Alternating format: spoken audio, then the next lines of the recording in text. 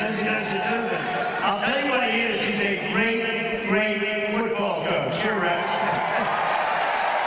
Great football coach and a great guy. I want to thank Rex and Michelle. Amazing. You know, he won the championships in New York, AFC, I think twice, and always had these teams that were brutal. They were just good. Great defense, and I've been watching, and I'll tell you, you're going to have a very, very good season this year. You watch. You watch. It's going to be great, and that's because you have a great coach, and you really do. And he's also a terrific guy. So listen, we're here tonight to discuss lots of things, but you know, something that a lot of people didn't know, I bid $1 billion for the Buffalo Bills. I bid $1 billion. And I sent out a certified letter from a bank, and the bank said Donald Trump will give on 24 hours notice to the NFL $1 billion for the Buffalo Bills, which tells you I love Buffalo, right? And, you know, we had two great people, you know that, the Pagulas, and they are great people. And watch, they're going to do an incredible job. First great move was getting Rex to coach the team. First great move was getting Rex. But you know what I want to do? Oh, do we have already? Get him out. Get him out. Get him out. That was quick. That was quick. Sorry. You know, they always line up right in front of the cameras. Always right in front of the cameras. Yeah, get him out, please.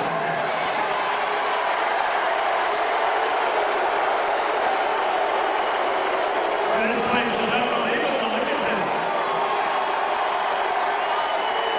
And you know what? We have 5,000 people outside trying to get in, but we want to start now, right? We want to start now. So they'll be coming in as we go along. All right, yeah, get them out and make room for some of the people outside. Good idea.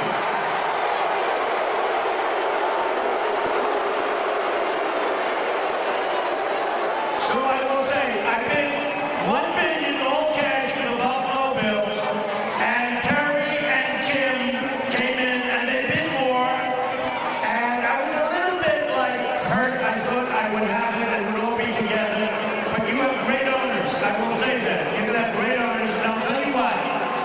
You talk about a business deal. He was in the oil business and the fracking. He sold his stuff at the exact perfect time, and he invested in the NFL. That's a great deal for me. That's a great thing that he did. So you talk about great business deals, and by the way, the other stuff isn't going in the right direction. So they made a terrific deal. Thank you. Look at this. Yeah, get him out. Go home to mommy. Bye.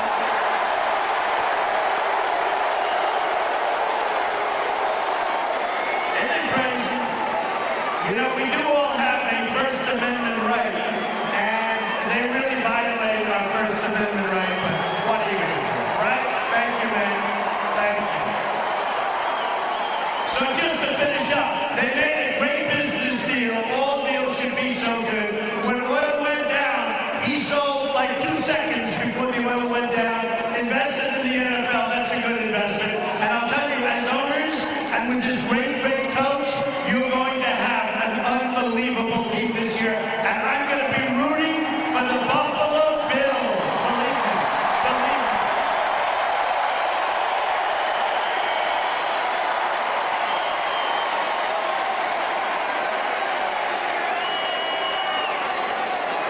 And you know, besides that, we are going to bring Buffalo back, we're going to bring New York back, and we're going to bring the United States of America back.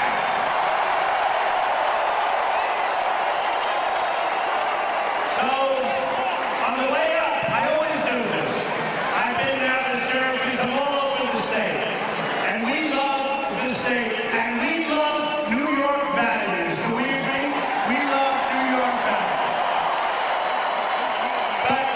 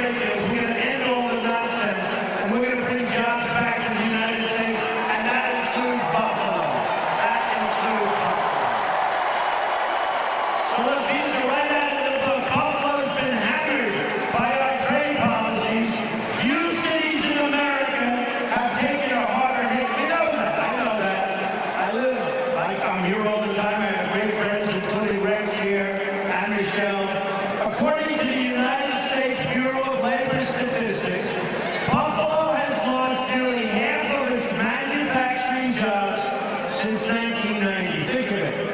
Three main reasons: NAFTA, Asian currency manipulation, product dumping, China's entrance into the World Trade Organization. Nearly 40%, and I'm going to stop because I don't want to depress people. Nearly 40% of Buffalo's lost jobs have occurred since 2001. Don't worry. New York State has lost 3 out of 4 of its manufacturing jobs since the 60s. 3 out of 4. So folks, look, here's what's happening. We're making horrible deals. We have people that don't know what they're doing. Companies are moving to Mexico and every place else. We have NAFTA, which was, by the way, a Clinton deal. And as you know, Bill Clinton was married to crooked Hillary Clinton. You know that, right? You know that. And that is a total disaster. NAFTA has been a disaster. Now we have a new one coming up, Trans-Pacific Partnership. It's going to make NAFTA look like peanuts. We are going to cut it out. We're going to stop it. It will be detrimental as hell to the people up here and all of the people in the United States. And by the way, Ted Cruz, lying Ted Cruz, lying Ted, one of the great liars of all time, lying Ted. How are you doing with Trump? We're doing great. We're winning, winning, winning. And then you see, I'm killing him on stage, and I'm up 2 million votes or more than that. 2 million votes. How are we doing with Trump? Oh, we're doing good. There we go. Now, tomorrow, I have to tell you, that's a big day. Because tomorrow, we're going to show Ted Cruz, who hates New York, hates New York. When you look at that debate, and you see the way he talked about us and New York values, here's a man that turned down Sandy money for this state and plenty of other money. We had lots of things coming into New York, and he voted against. No New Yorker can vote for Ted Cruz, and no New Yorker can vote for Kasich when he was one that approved NAFTA. He voted in favor of NAFTA, which has been a disaster for your state and for this country. A total disaster. So, with all of that being said, tomorrow, get out and vote. We've got to vote.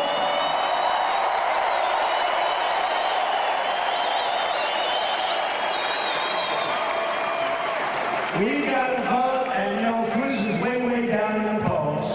And Kasich is not even sort of showing up. I think he's 1 for 32. He's the governor of that state. And if I spent another 2 days, I think I would have beaten him in that state. We were close.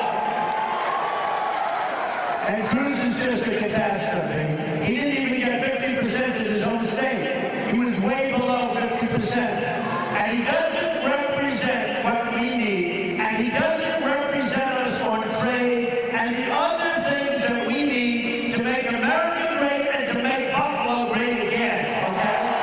He doesn't.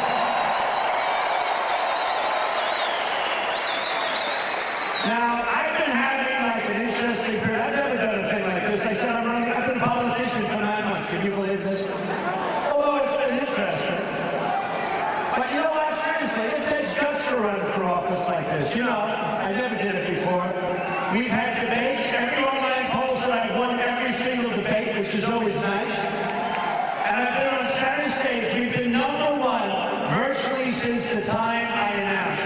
Because people know that not only are we going to get great crowds like this, this is crazy. You know, when they said they were going to take the arena up in Buffalo, they said, oh, don't do that. It's a massive arena. Look at this place. Just take a look at this.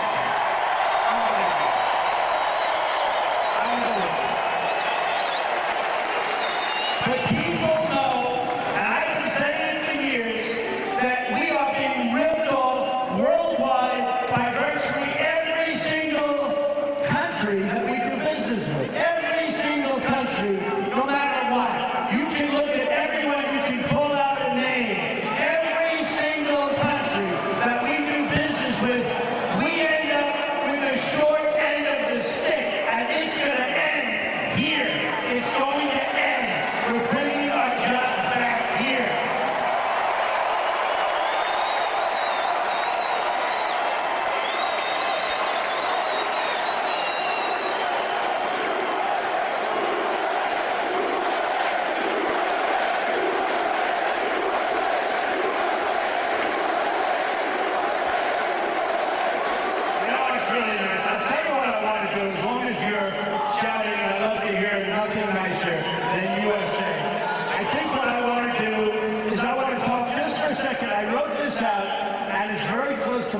because I was down there, and I watched our police and our firemen down at 7-Eleven, down the World Trade Center, right after it came down. And I saw the greatest people I've ever seen in action. I saw the bravest people I've ever seen, including the construction workers, including every person down there. That's what New York values about. And so I wrote out a little something. And I'd like to talk about the New York values that we all know so well. The values that make us love this state, despite its problems. We love this state. We know it's going to come back. If I'm president, it's going to come back so fast you won't even believe it. You watch. And New York has been a symbol of American strength to the world. Now, where do we see the values? We see the values with our New York police and firefighters. They don't get enough credit. These are great, great people, great Americans. We see it with the New York transit workers. You saw what they went through, and you saw the strength and the dedication. We see it with families that go to your parks, Central Park, all of your parks in Buffalo, your parks not only in Buffalo, but Syracuse. And I was to every place, Rochester, Albany. We had 20,000 people in Albany. And an arena like this, you see it all over. You see tremendous, tremendous spirit. You see it in restaurant workers, in delis, and factory workers in upstate New York. The ones that are left, we're going to bring up, don't worry, I'll worry. You see it really in the whole fabric of the community. And what are New York values? Honesty and straight talk. A lot of times people say, oh, you tell it too straight, Mr. Trump. I think that's what we like, don't you think? You see it in our work ethic. We work hard. We work hard and we're proud. You see it in our family values and our families. You see it in the energy to get things done. You hear about it all the time. The energy in New York and the energy in New York State. We're builders. We make things. We have courage. And we do great, great jobs for our community. We have great community service. And that's where you see it. New York values were on display for all to see in the aftermath of 9/11, a strike at the heart of our city and our nation, and in fact even the world. This was the worst hit that our country has ever taken, worse than Pearl Harbor, because when they attacked Pearl Harbor, at least it was military. This was civilians. These were great people. Everybody in this room practically knew somebody that died or somebody that was horribly injured during that terrible day. But this was attack on civilians, and this was the worst attack in the history of our country. And when you think of what we've done since then and how we've reacted, that's New York values, folks. That's New York values. We are going to build that wall. We're going to build the wall. They're going to build the wall, and Mexico's going to pay for the wall, and you know it, and I know it, and they know it. In our darkest moments as a city, we showed the world the very best of America. The firefighters and first responders and the police officers and the Port Authority workers, all of them, who ran up those stairs knowing that the end could be very near. They knew it. They felt that building. They knew bad things were going to happen, and they ran up those stairs, and nobody came back. That's New York values, folks. That's New York values. Father Michael Judge, the great guy, the chaplain of the New York City Fire Department, who died providing comfort and prayer to the wounded and the fallen on 9/11, a good friend of many people in this room, he really displayed New York values, and he knew what was coming very, very soon. Father Judge, the people in the towers who helped rescue each other, and those that perished, knowing that if they left earlier, they could have gotten out. They didn't want to do it. They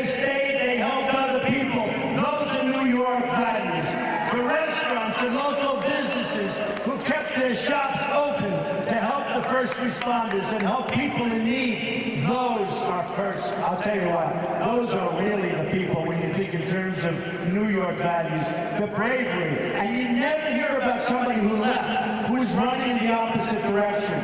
These people were going through terror, and you know what happened. Everyone who helped clear the rubble, and I was there, and I watched, and I helped a little bit, but I want to tell you, those people were amazing. Clearing the rubble, trying to find additional lives. You didn't know what was going to come down on all of us, and they handled it. Every small act of kindness, every great act of courage, those are New York values, okay?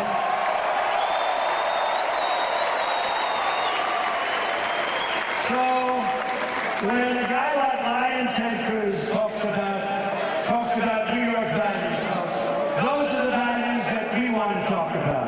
Now, let me just tell you a couple of things and why tomorrow is so important. Because the system is rigged. It's not meant for a guy like me who's not taking any money from these special interests. I'm self-funding my campaign. I came up here. I paid for it to come up here. It's a rigged system, just like so much else in government is rigged. But I've never seen anything like it. When you have a Colorado or a Wyoming, in the case of Colorado, they were supposed to vote. They said there were no changes made, but there was. I announced in June, people saw that I was going to do great in Colorado, and all of a sudden in August, they changed the system. They took the vote away from the people of Colorado. They didn't give the vote to the people of Wyoming. Now, I could have done really well, because I'm very good at dealing with the bosses.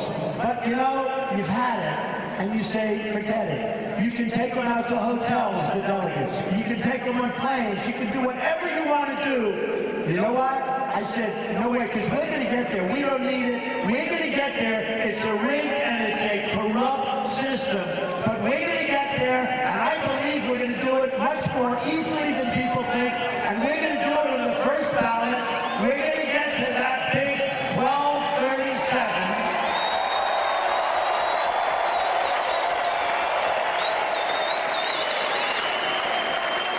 And when we do, we're going to get a little bit of a race. You know, they all say if it's Trump against Clinton, that's going to be the greatest voter turnout in the history of our country. And I think that's true. And that, by the way, is a good thing. It's good for us, too.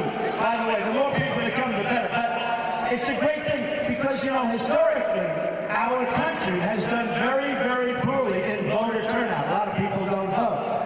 Now, the Republicans have increased almost 70% from what it was 4 years ago when Mitt Romney choked and he lost an election that should have been won. That was an election that was just waiting to be won, and they lost it. They blew it. Same group, same people. They're happy as long as they keep their jobs, as long as they get their consulting money. Same group, same everything. We're going to change it because we're going to win, and we're going to beat crooked Hillary so badly that your heads will spin.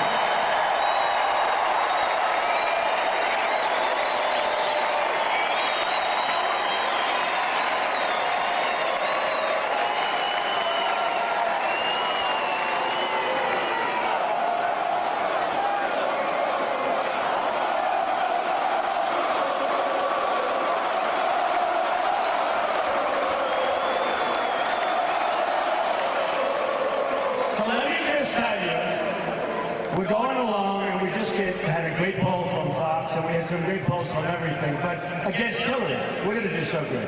But you have to understand, folks, we haven't even started with crooked Hillary yet. We have not started the game.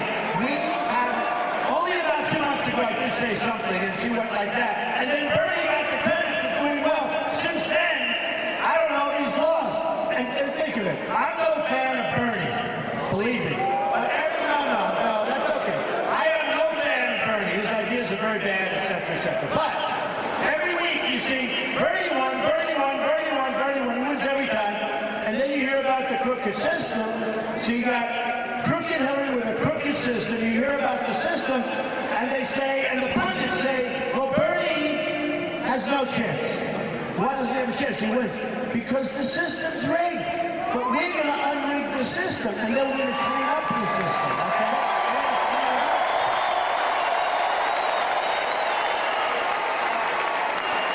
In the case of the Democrats, they have superdelegates.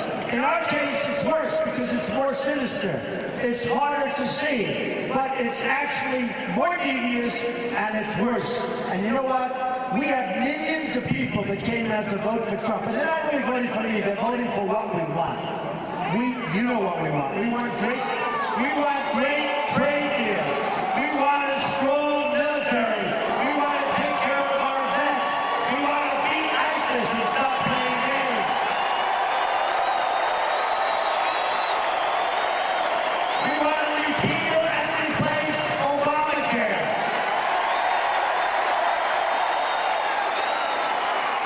We want to protect our great Second Amendment, so important.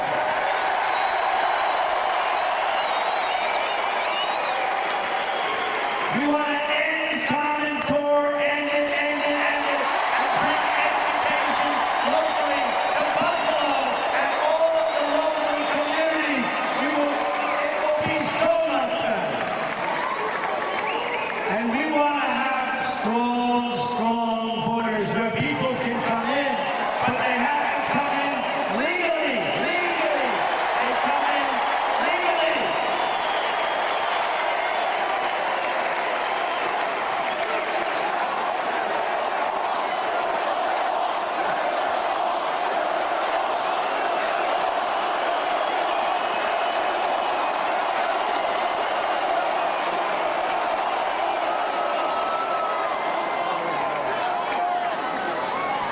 And we will build that wall.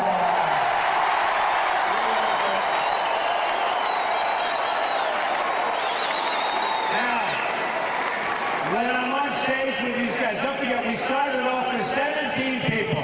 And you know, I get a kick.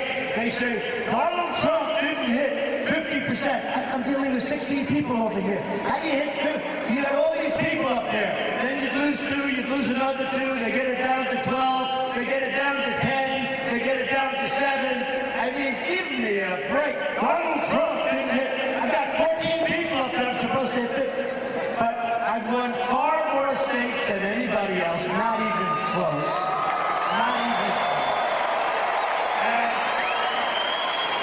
And as we all know, but it's never covered millions of us more. And it's going to be interesting to see what happens, because I'm saying that we're going to hit the 1237, I believe.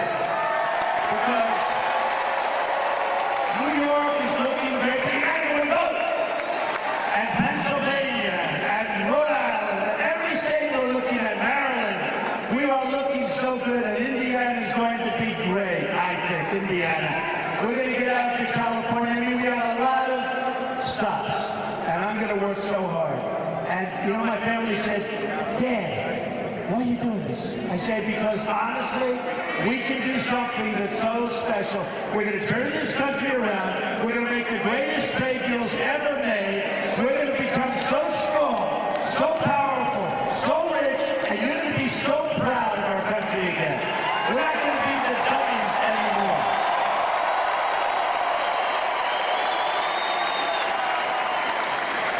So when I'm on the stage at one of the debates, one of my folks come on. First of all, they all said, remember, you can't build a wall. China built the wall 13,000 miles long 2,000 years ago. 2,000 years ago. The Great Wall of China. This is the Great Wall of Trump, I guess.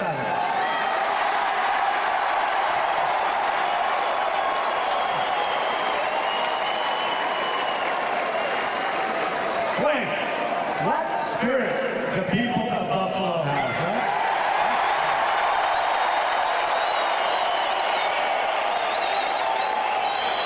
And you know, I have to tell you, see all those cameras going on? Every night they put us on live. They don't cover anyone else live. They like it live. Some night I'd like to have it not so live so we could really talk. But these are the most, I'm telling you, these are Now, let's see, Lion's Head, maybe it's pretty. By the way, Wouldn't it be interesting if Ted Cruz came in third tomorrow? Won't that be interesting? Honestly, I never thought I was going to see him as one of the last three people. I never thought it was going to happen. I never thought it was going to happen. I could name the other ones, but I don't want to do it. I thought there'd be other people, you know, before we have final victory. I didn't expect to see, honestly, I didn't expect to see either of these two, but that's okay. That's okay. So during one of the debate's over, I had talked about Mexico's going to pay for the wall. I had talked about the wall, and a couple of the participants came up to me. They said, Donald, you know you're not going to build a wall. I said, why not? You can't build a wall. Really? Why not? Tell me why we can't. And they said, I don't know. Do you know how easy that is? Beautiful precast concrete going up.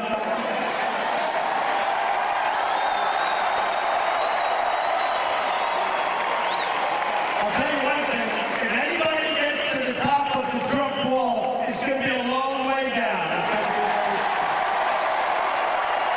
going to be a real wall. But they said, you can't really build a wall. And I said about the Great Wall of China, which is a very serious wall, by the way. I told them about the Great Wall of China. I said, look, over there, you're talking about 13,000 miles. Over here, you're talking about really 1,000 miles. It's 2,000, but you could have a lot of natural barriers, etc. We have 1,000 miles. They said, you'll never be able to build it. So easy. So easy.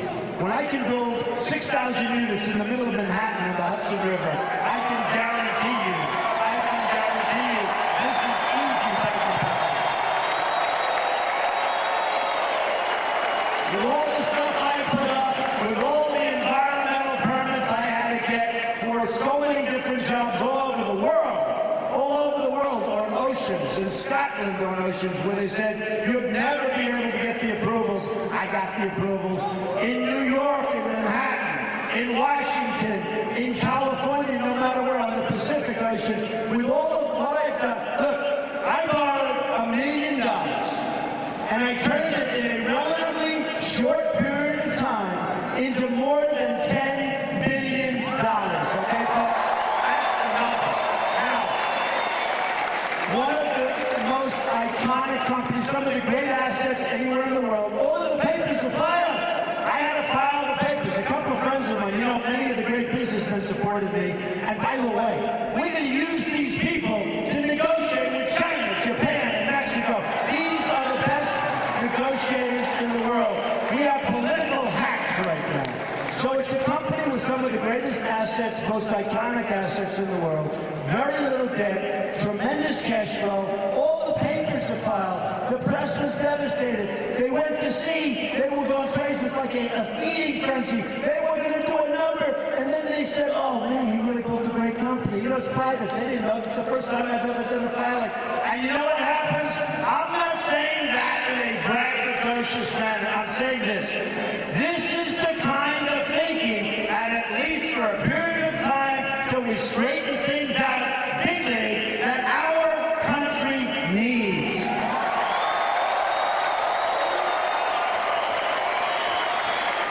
So, you know I'm conservative, but some of these conservatives, you have all these people. I had so many ads. I had 55. I didn't even believe this. I saw it on television. I had, which you can never believe 100%, so maybe you're wrong. 50, listen to this, I thought it was impossible, but I knew it was a hell of a lot. You heard the story during the golf tournament at Doral, Trump National Doral. Adam Scott is winning. And they said, and now for a commercial. And I've been watching for a week all of these. I said, please, don't let there be a negative Trump ad before we present him with the trophy. So he hits this great shot. They say, and we'll be right back. Trump ad. And I mean the most negative and untruthful. Most of it's untruthful, not all of it, but you know, pretty much all. And I say, turn the televisions off. They're all over the greens, all over. I said, get the televisions off. Anyway, I was hit. But let me just tell you, 55,000 ads. 55,000! I said, that's impossible. And 55,000, like close to 100 million in negative ads. Then you listen to Casey, and he said, nobody ever hit him with an ad. Nobody talks about him. He said he does well against Hillary. As soon as they run the first ad, that's the end of him. As soon as they run some negative ads on Cruz, and boy, would he be easy. That's the end of him. And think of it, 55,000 ads, and we're doing well. 55,000 ads, and we're going to win New York State, which no other. And I'm talking about in the general election, which no other candidate even has a chance. We're going to win Michigan. We're going to win Pennsylvania. We're going to win states that aren't in play. And we're going to win Florida bigly. You know what they did in Florida, folks? You know what they did in Florida. So Florida was rigged also. Florida was rigged that the governor of Florida, Jeb Bush, the ex-governor, pretty popular, nice guy. Now he's a nice guy. Before, when I was competing, I didn't like, now he's a nice guy. It's amazing the way that happened. And Marco Rubio, one of them was going to win Florida. And so what they did is they made the state at the last moment winner take all. 99 delegates, right? Winner take all. And then they had a problem because a poll came out. It said Trump is going to kill everybody. He's at 48, and these guys were at like 17 and 12. They say, wait a minute, this is a disaster. What do we do? So they looked upon changing. I didn't let it change. I didn't let it change. But this was a winner. This was a winner-take-all state that I was supposed to be taken advantage of, okay? There's only one problem. I won it by 20 points. We won it in a landslide, and we got 99 points. Okay? So just remember, and so it works both ways, but just remember, folks, we're going to win, and we're going to win on the first. And it could be, we have to go longer, but I don't think so, because I'm seeing numbers that are very compelling. But I will tell you this, we are going to win. And once we win, our country is going to become so strong and so powerful again. And you're going to be so proud of your president, but I don't care about that, but you're going to be so proud of your country once again.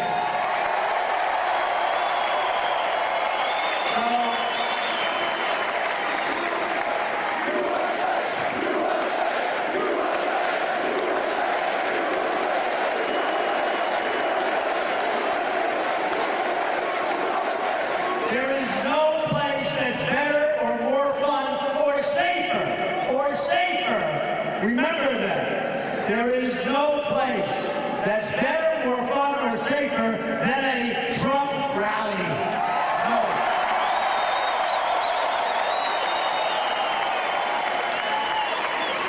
So we're losing a lot of business. Let's talk business because you guys are being decimated. I'm telling you, our military, just let me handle it. We're going to make it so strong, so powerful.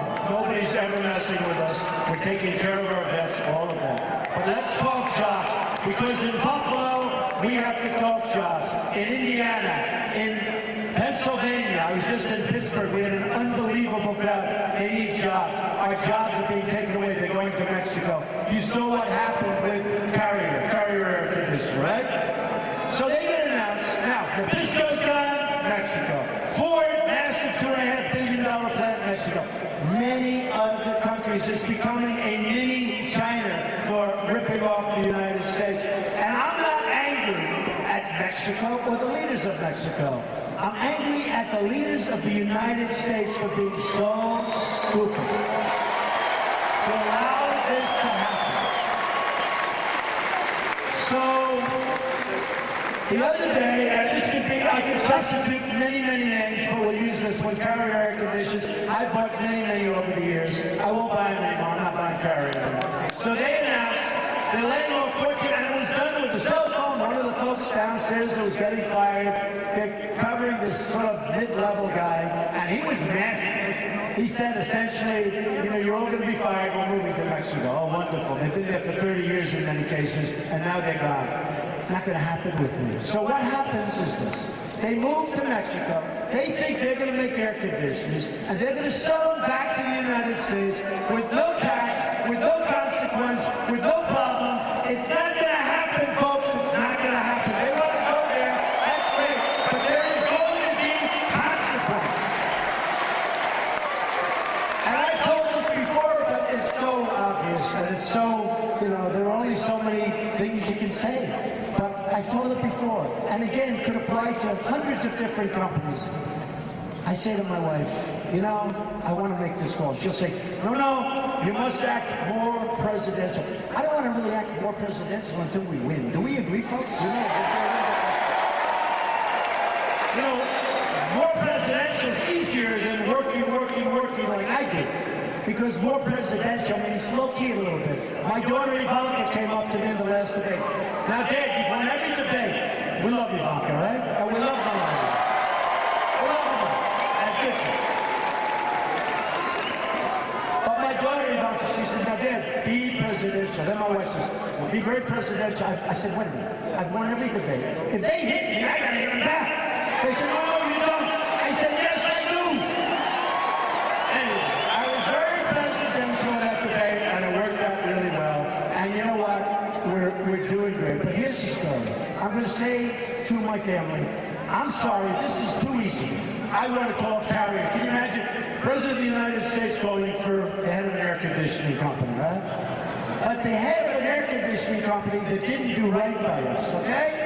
And while I could give it to somebody, it's just too quick, too easy, and I love this stuff. It's like, I'm very natural at it. I'm really, really good at it. So here's the conversation. And remember, if either any one of these people, Ted Cruz, Kasich, they're all controlled by their lobbyists. They're all controlled by special interests.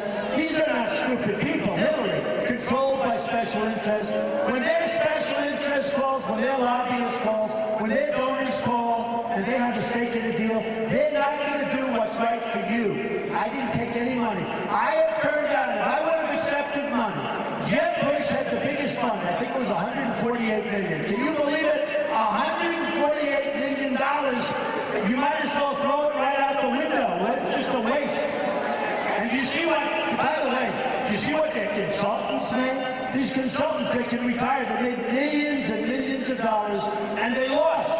But here's the story. I will call, or I will speak to, or I'll have somebody call, maybe. But I want to go this up. I will call the head. This is President of the United States. I want to speak to the head of Carrier. I'll get him on the phone. I'll say, listen, congratulations on your move to Mexico. I hope you have many years of good health and happiness and great, great productivity. But here's the story. Here's the story. Every single air conditioning unit that you make and you want to send across our now very, very powerful border, where, by the way, the Border Patrol, 16,500 people endorsed me last week, and they've never done that before.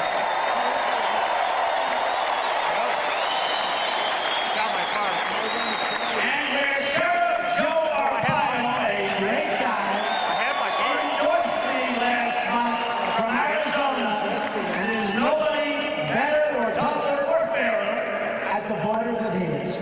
So I'm saying, every unit that you make, and you send across that border, you're going to pay a 35% tax for that unit.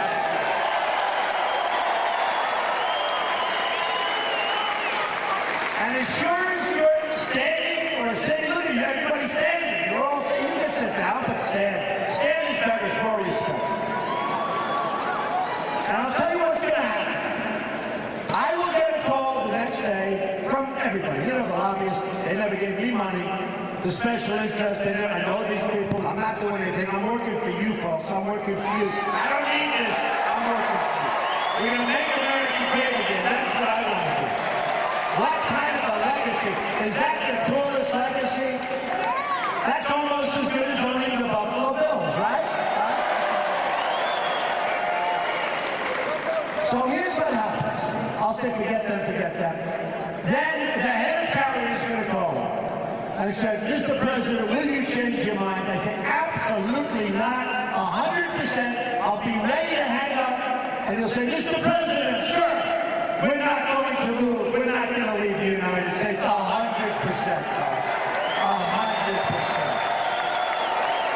Now, I've been watching corporate inversion, and I've been watching what's going on with these companies leaving the United States.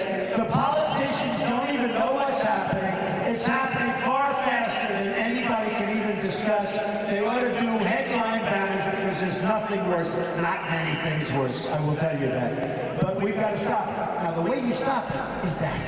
I've been watching now for 4 years politicians negotiating with each other. They're not business people, and they're all bought.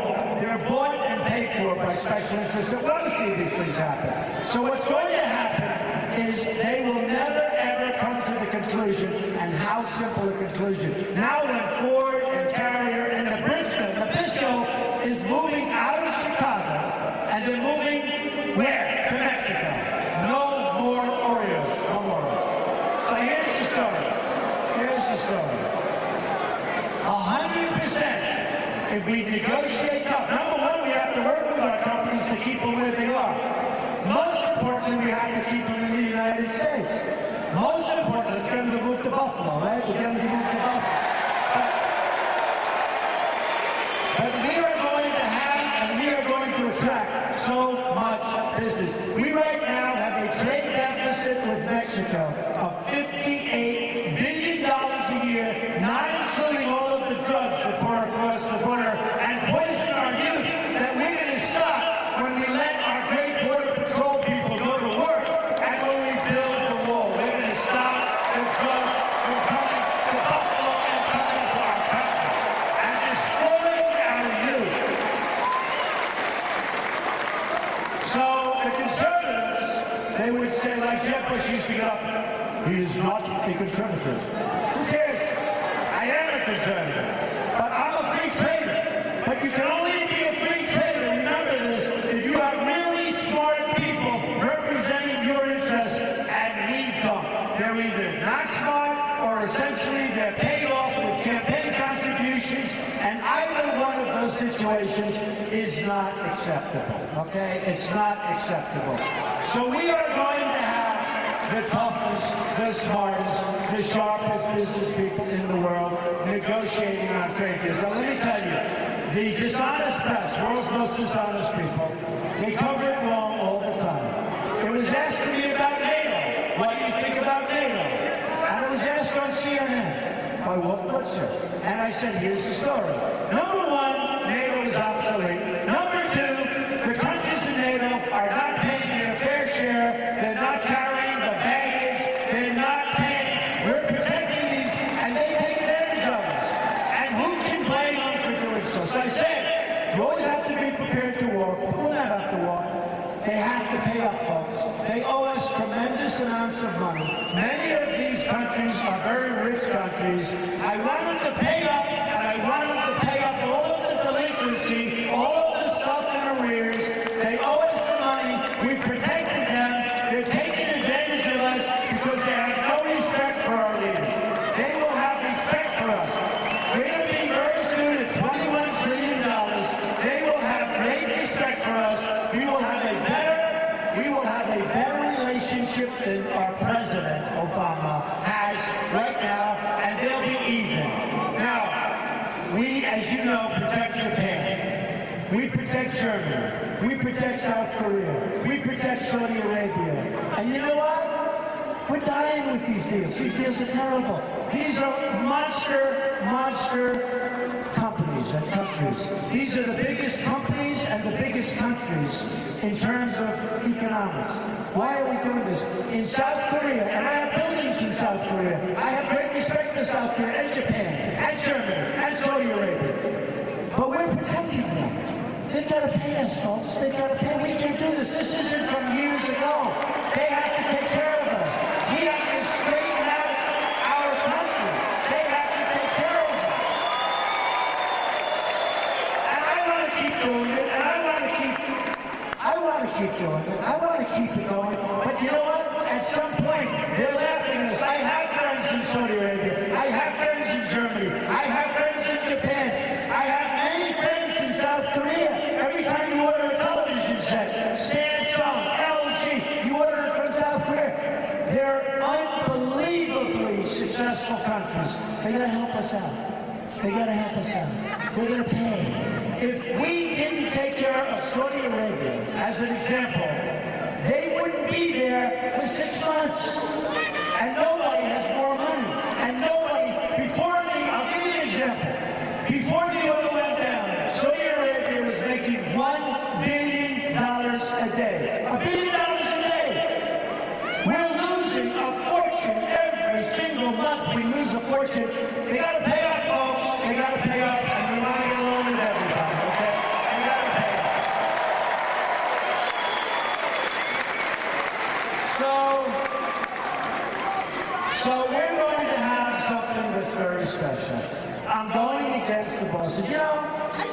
big contributor. I used to be, I guess, one of the bosses in a certain way. I was a member of the establishment.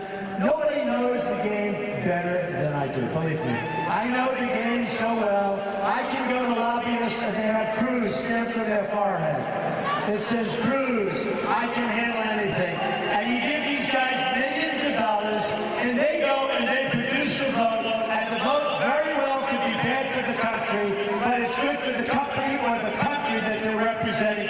We can't do that anymore, folks, because, you know, when you see some of these horrible deals, I have a friend who's a very smart guy, and he said to me, I can't believe that they approved this deal. Certain deal. Doesn't matter. Certain deal. I can't believe. And a certain senator was in charge of it. I can't believe he's that stupid. I said, he's not stupid at all. He's not stupid. He's smart. What happened is he was contacted by special interests and by lobbyists, and he was told to do this. They gave millions of dollars. He was told to do it. And it's very adverse to the country, extremely adverse to the country. But you know what? It's damn good for him because they'll be around for years and years and years, essentially taking care of him. So my friends, I never thought of it that way. It must be, because there's no way a deal like this could be made. So that's the story. With me, folks, those deals are not going to happen. Not going to happen. So here's the story.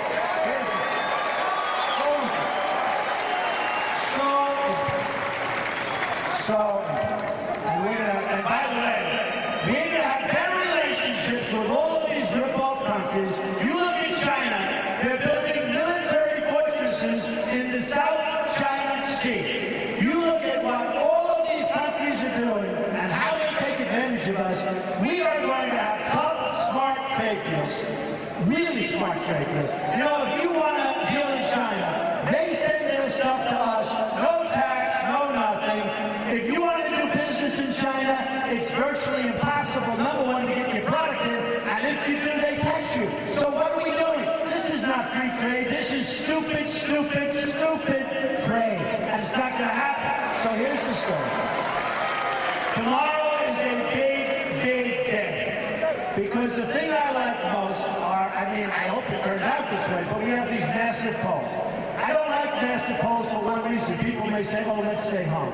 We have a movement going on like they say they have never seen in this country. Time magazine covers many times, all of the newspapers, and as much as the media treats me unfairly, they do admit there's probably never been anything like this. We had 35,000 people in Mobile, Alabama. We filled up Maverick Stadium in Dallas. We fill up everything. So here's the story. You're going to leave here and you're going to say that was a great idea. But more importantly, tomorrow, you're going to go and vote. And you're going to make sure all your friends are going to go and vote.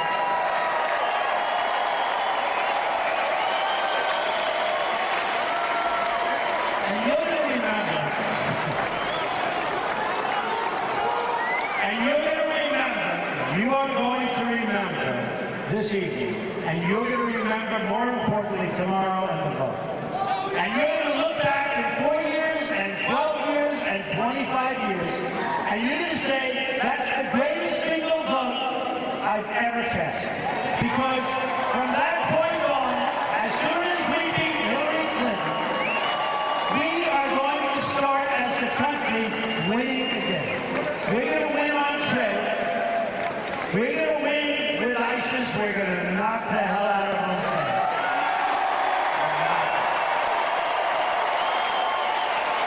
We're going to rebuild our military. We are going to win with our military. We're going to make our military so strong, so powerful. You're going to be proud again. The vets have given me such support. The military has given me such support. What's happening to our military is a disgrace. So we're going to win with our military. We're never going to have to use it, probably, because nobody's going to mess. We're going to take care of our vets. We're going to win on the borders. We're going to win with health care. We're going to win with Common Core ending and bringing it back local.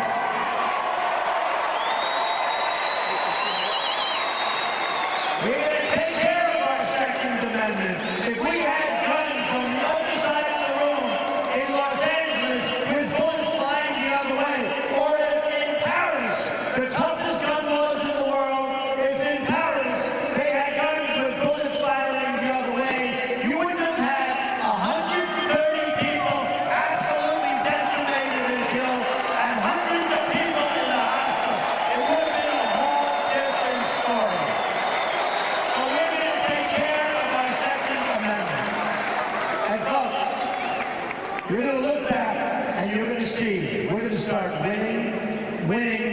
winning. And this is the last big speech I'm making in New York so I can say it the way we want to say it. We're going to win Been watching Donald Trump speaking live from First Niagara Center in Buffalo for his campaign rally. If you would like to see the rest of Donald Trump's speech, you can log on to WYDD.com. We will have full programming that you have missed while we have been showing Donald Trump's speech, including the final episode of Supergirl. It will air in its entirety. WYDD.com for the latest.